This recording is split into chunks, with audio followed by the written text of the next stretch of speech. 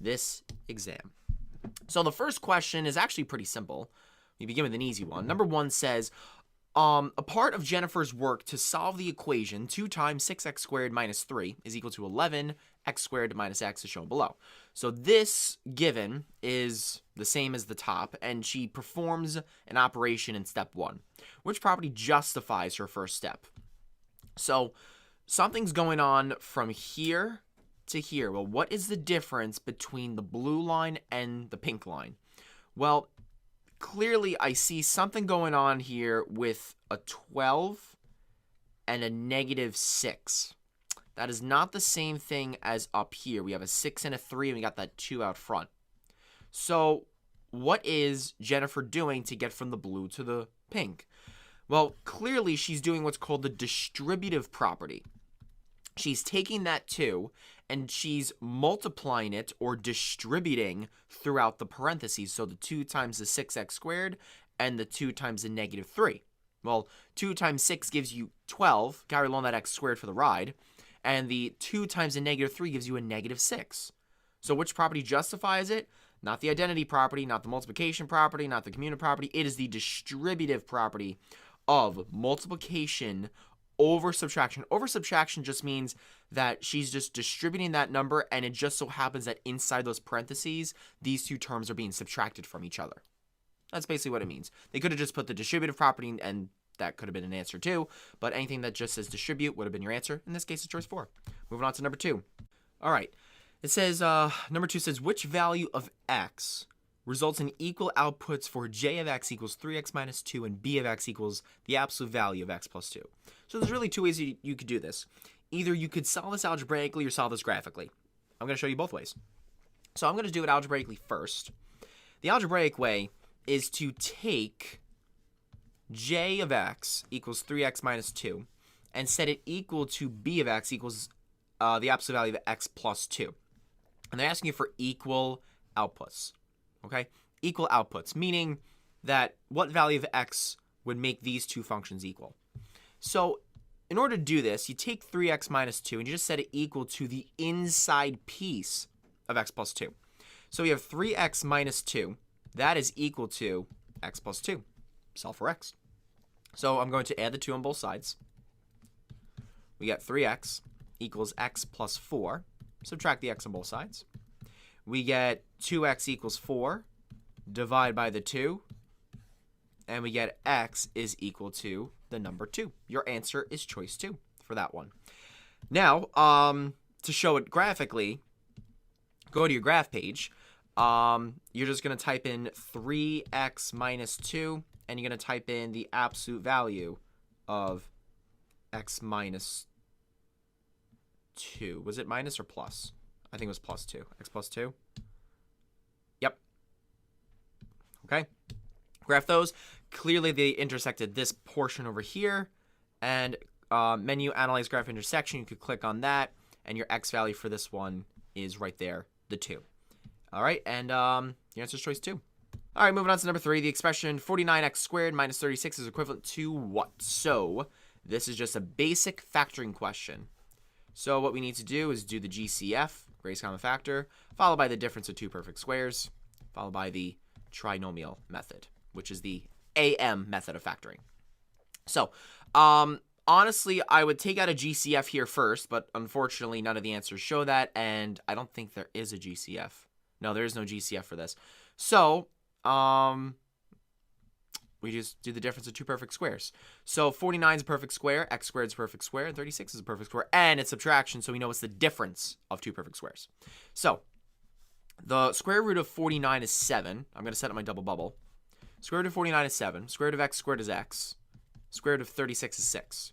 Just add that plus minus in between, and that is your answer. Your answer is choice 3. All right, moving on to number 4. If f of x equal to 1/2 x squared minus, in parentheses, 1/4 x plus 3, what is the value of f of 8? So essentially what they're saying here is take that 8, which is your x value, and plug it into that and see what you get. Okay, that's not too bad. So we have f of 8 is equal to 1/2 times 8 squared minus, in parentheses, 1/4 times 8 plus 3. All right, let's go ahead and simplify this. So we got f of 8 is equal to 1/2 times 64 minus, in parentheses, 1/4 of 8. That's just 2 plus 3. Okay. F of 8 is equal to, let's see here, we get 32 minus 5. And that will yield a result of the number 27. That is your answer. Your answer is choice 3. Now, if you want to, you could also go ahead and graph this, because this actually is a quadratic. So if you graph the quadratic and you click on your table of values and go down to 8, you will get the answer 27. All right, that's another way to do it. All right, number 5. The graph below models the height of a remote control helicopter over 20 seconds during flight. Okay? Over which interval does the helicopter have the slowest average rate of change? In other words, which of the following has, we could say that the slope is not steep. So where is the slope not steep? Okay? So if we take a look at all of these lines, from 0 to 5 seconds, okay, from 0 to 5 seconds, that looks like a pretty steep slope, regardless if it's negative or not. It doesn't matter if it's negative or positive. It's just asking you for the steepness. That looks pretty steep just by eyeballing it. This doesn't look like it's going far.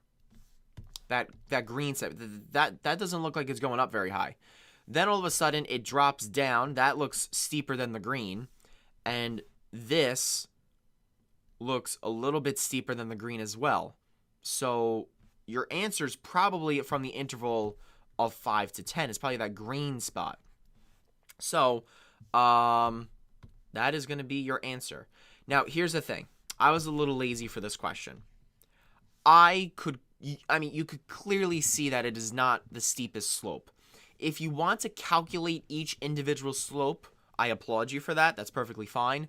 But this is an accurate enough drawing that you could clearly see, and they give you the points as well, that you could clearly see. Look, it's going from 519 to 1020. That y value is a jump of 1. Then it's going from 14 to 17 over here. That's a jump of 3. Okay? Then it's going from 20 to 14. That's a jump of -6. Then from 46 to 19, that is a jump of, oh god, I can't do simple math. 20, -20, 46 minus, why can't I think of it? 26, oh, sorry, -27. Duh. Okay? So, clearly that's not steep at all. So your answer is going to be choice 2. Okay, number 6 says, in the functions f of x equals kx squared and g of x equals the absolute value of kx, k is a positive integer. If k is replaced by 1/2, highlight that, k is replaced by 1/2, which statement about these new functions is true? So they're saying we're starting off with f of x equals kx squared. And then they're saying that that k value is being replaced by 1/2. So instead of k, I'm going to write 1/2 here instead. And then continue with my x squared. So we've learned in the past that if this number right here in front of the x squared is between 0 and 1,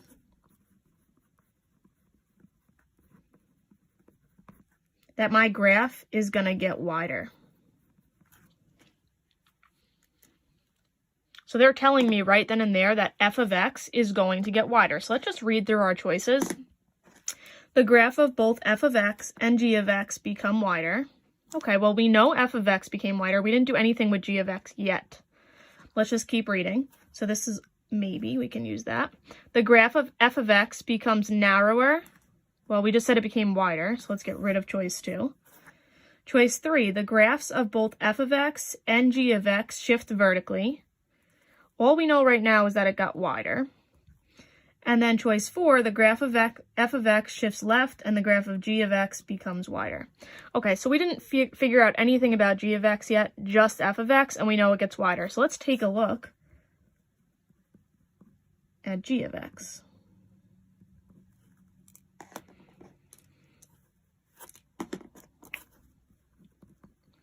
So again, that k value is just getting replaced by a 1/2.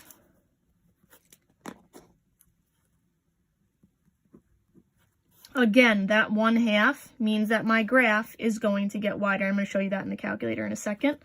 But that's because it's between 0 and 1. If it was bigger than 1, then my graph would be getting narrower. So let's just take a look, because there's always a couple ways to solve these problems. So I'm going to pretend like my first original k value is a 1. Okay, so if I put in y equals 1x squared, take a look at what it looks like. And then my new equation was y equals 1/2. So I'm going to do alpha y equals x squared. Oops.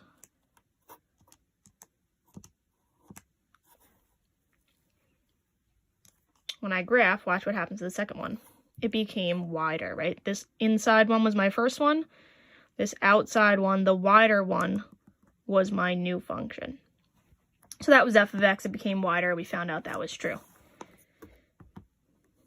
It didn't shift left or right, so it just became wider. So now let's go back, clear those out, and let's try g of x. So my original is going to be k of x, absolute value of k of x. So I'm going to hit math. Again, I'm going to assume that k is a 1 to start, just for demonstration purposes. Then I go down, and I'm going to hit the 1/2 absolute value.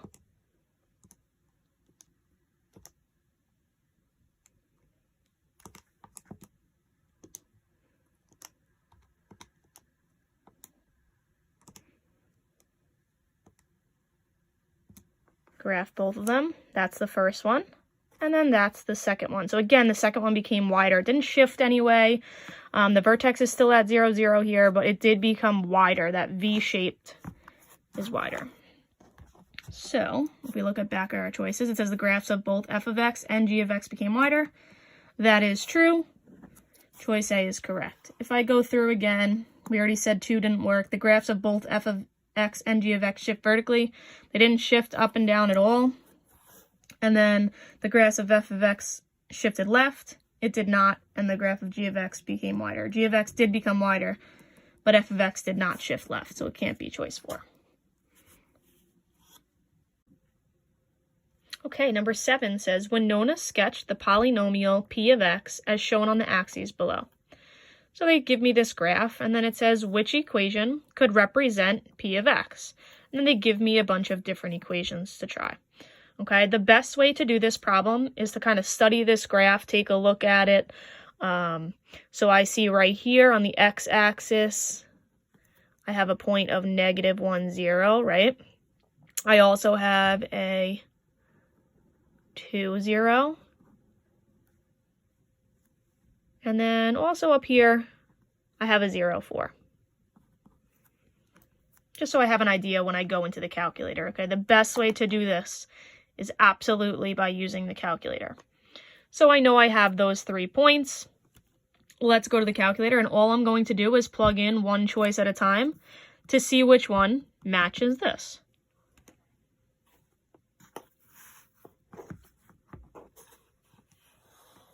Clear out what we have. All right, so my first one, parentheses, x plus 1, close parentheses, open parentheses, x minus 2, close parentheses, and then square it. Okay, that matches choice 1. Again, all I did was type it in. Now I'm going to hit graph just to see what it looks like. All right, that looks pretty similar, right? It goes up, goes back down, and then goes up again. Same thing up here, it goes up, down, and then back up. Okay, but I do want to make sure that my points match. Okay, so I can't just assume just by looking at the graph on the calculator. I should be checking my table as well. So second graph, let's just check them out. I already know that I have a -1, 0, I have a 0, 4, and I have a 2, 0. So let's look at those. -1, 0. All right, that's true. That's in my calculator. 0, 4, and 2, 0. So those look like they match. I could always check a few other points, like 1, 2. Well, it looks like 1, 2 is on my graph as well.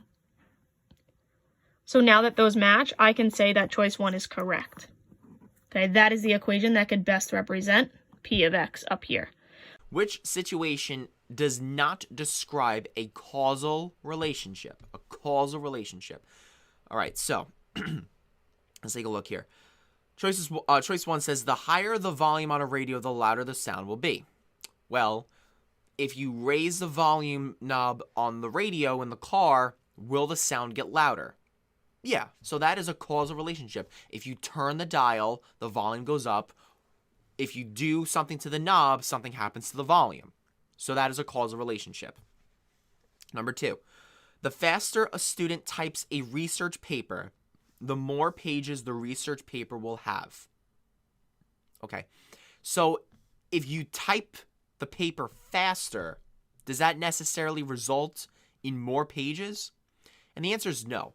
So if I were to tell you to write an essay on scrap paper first, and you have 10 sheets of loose leaf, okay?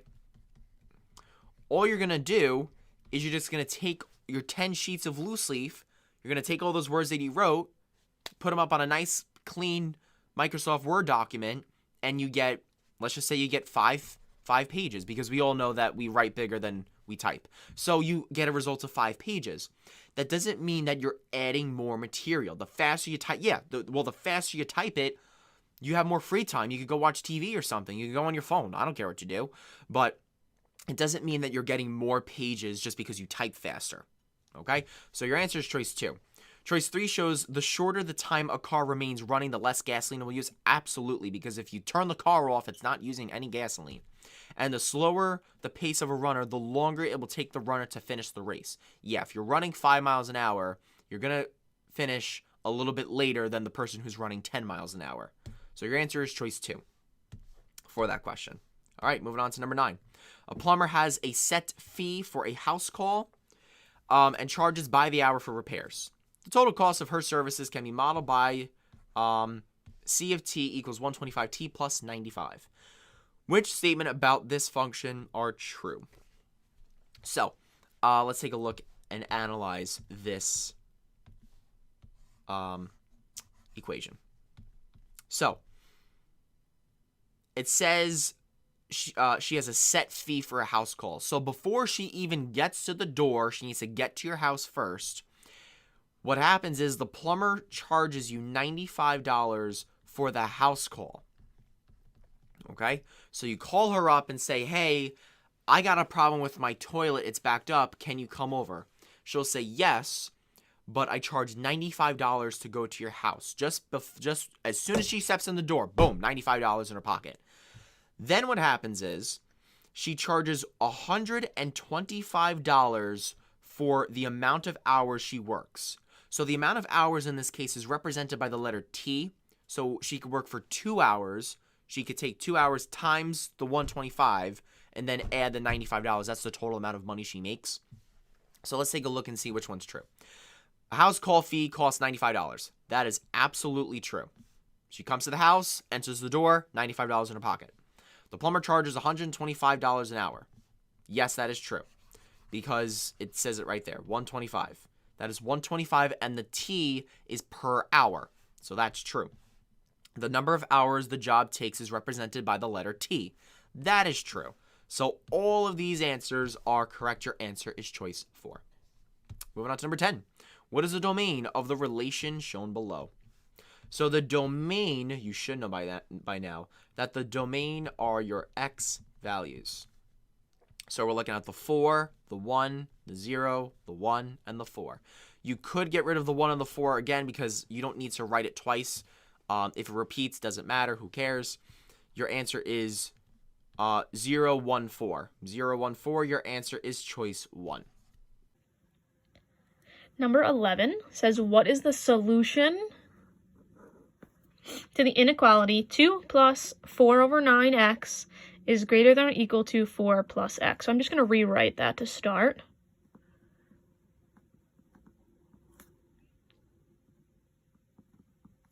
And all they want me to do here is solve this inequality. So the first thing I'm going to do is draw my train tracks and start solving. So I'm going to bring over the x first. I'm going to just add a 1 here. You don't have to, but just helps some people. So minus 1x, minus 1x. Remember, I put it underneath the 4/9 because those are like terms. They cancel out on the right side. 4/9 minus 1 in the calculator. Okay, you would use the alpha y equals 4/9 x minus 1x is a negative 5/9 x. I'm also going to bring down this 2.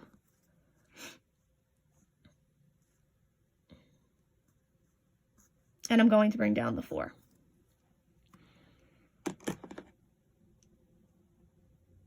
Next thing I'm going to do is subtract the 2 over to the other side. 2's cancel out. 4 minus 2 is 2. And I bring down this negative 5/9x. Now, when you get to this point, there's 2 ways that you can solve this.